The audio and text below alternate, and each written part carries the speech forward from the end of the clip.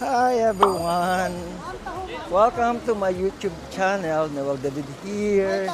So for today's vlog, we are now here at the summer capital of the Philippines, Baguio City. So ayan, nandito tayo sa Lion's Head. Okay.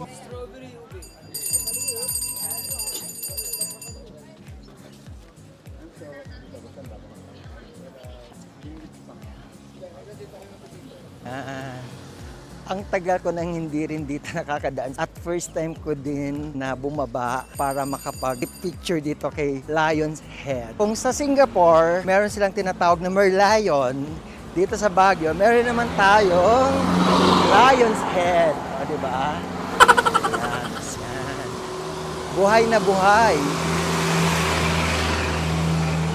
Buhay na buhay ang itsura ng lion. Ito ang Lion's Head. Ito ang history niya.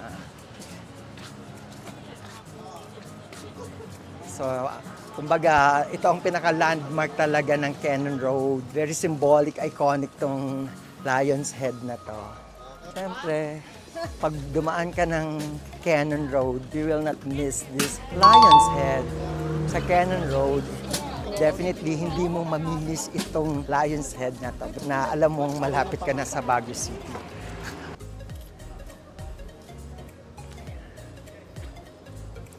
Ayan, sarap ng weather, malamig na siya. It's 11 a.m. pero malamig na. Sarap ng weather. Nararamdaman mo naman na malamig. Ayun, ganda lang, sarap. At least swerte, hindi umulan. So may mga nakamiss dito na dumaan. Kasi ang tagal din sinara itong Cannon Road. So may nire-repair talaga. Okay, ice cream. Cheers! Strawberry.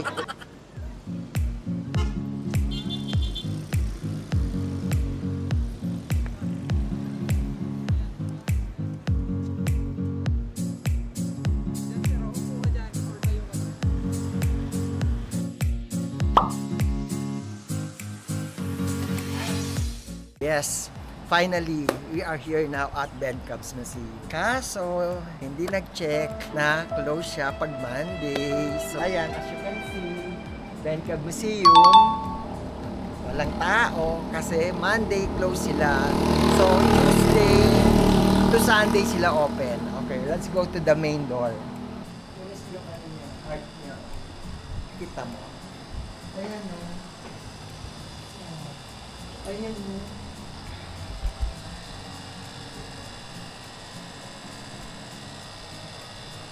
Sayang lang at hindi na-inform na Monday close po ang Bencabs Museum. Ang entrance fee dito ay 200 pesos. Ang ganda nito.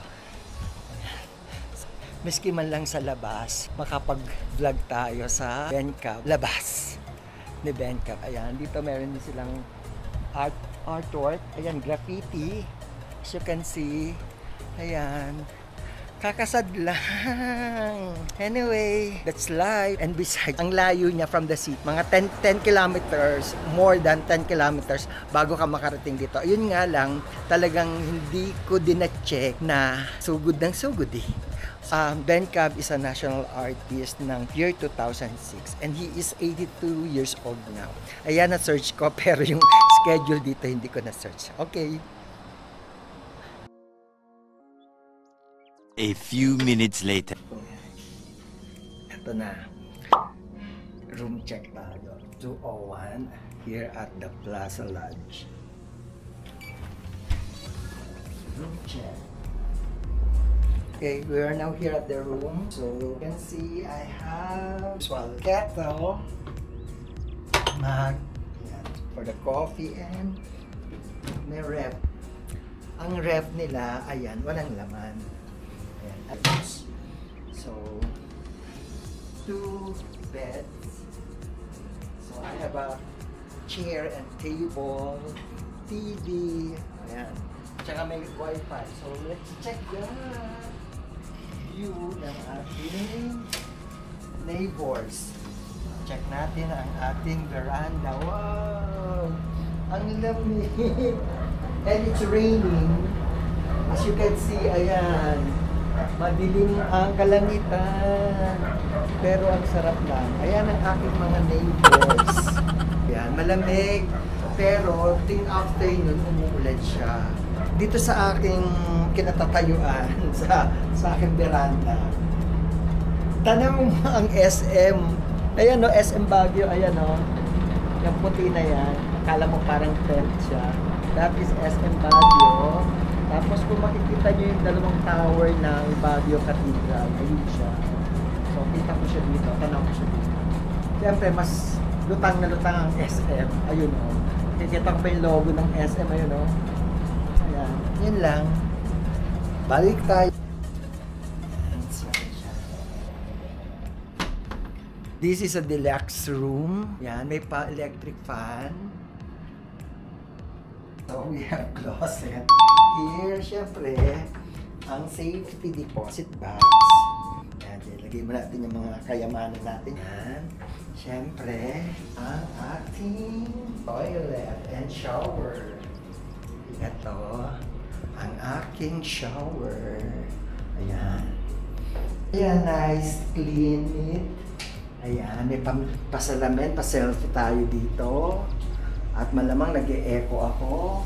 Siyempre, ang ganda ng ating toilet at may bidet.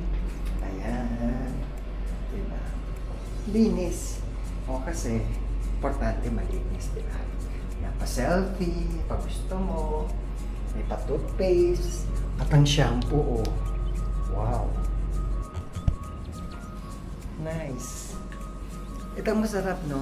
Walang aircon, pero malamig. Lalo na ngayon, itong weather na tag-ulan. Ayan, malamig.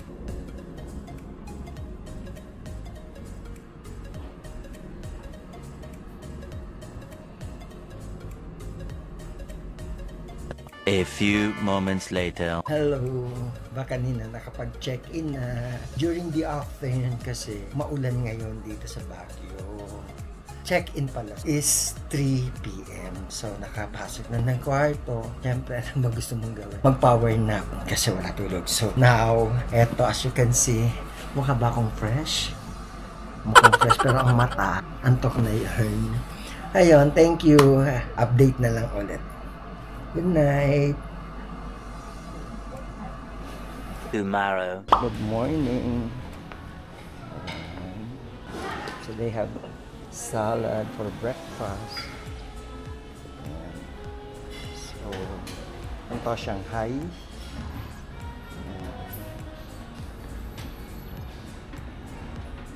Ayan. So, Toron. Good morning. So, this is Pines Cafe. So, they have good coffee. Dito, omelette. Already omelette cooking na. So, dito naman yung bread station.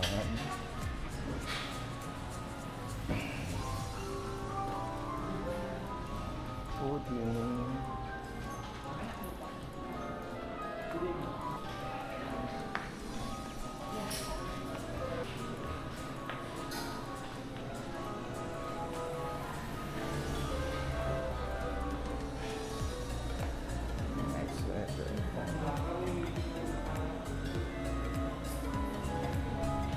I'm here now at the lobby.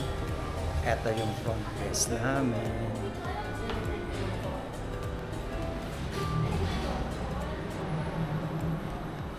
Tayo sa breakfast.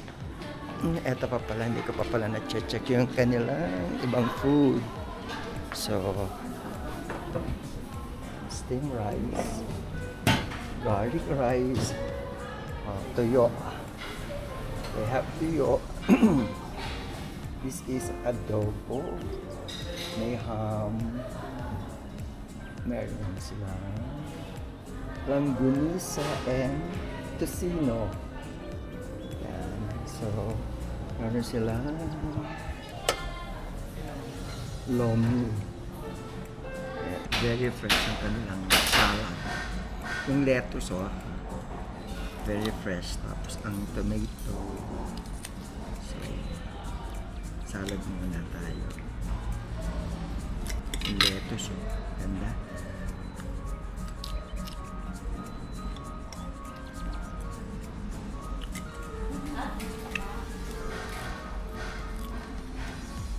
Mainit pa yung lomi. Yan. Lomi. Ang tataba ng kanilang noodle.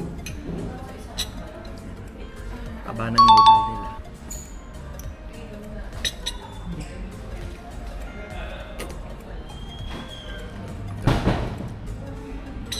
Dito na tayo sa main course. May adobo, may tocino, langganisa, chicken wrap, and sunny side up, and garlic rice. Hindi pwede masyado marami po kasi mayroon silang nakasulat na policy, no leftover. Baka ma-charge tayo. So yung kaya lang muna. Madali naman bumalik, di ba? Ang Baguio adobo. Ano siya, hindi siya maalat. Coffee time, brewed coffee. And then, watermelon. Ito, otoron. Ang cute. Tapos, ano to eh. Basta, kamag-anak ng melon. Tapos, ito. Second floor is under renovation. And I'm here at the second floor. So, ayan. So, under renovation ang kanilang pool. Kaya, walang ganap. Pero may gym sila. Check ko din yung gym. If ever. Okay.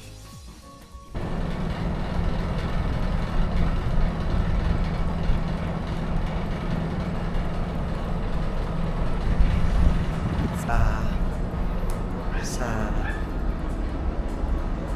veranda or terrace ng hotel. Ang lamig, ang sarap. Pero maambon eh. So, tamad lumabas. Parang mas gusto ko na lang humilata sa kama. Nakapag-brunch na rin naman ako. Ayan. So, maybe later tonight, bahala na si Batman. Makalabas. Okay, so, pahinga lang muna dito. So, power nap ulit. Okay.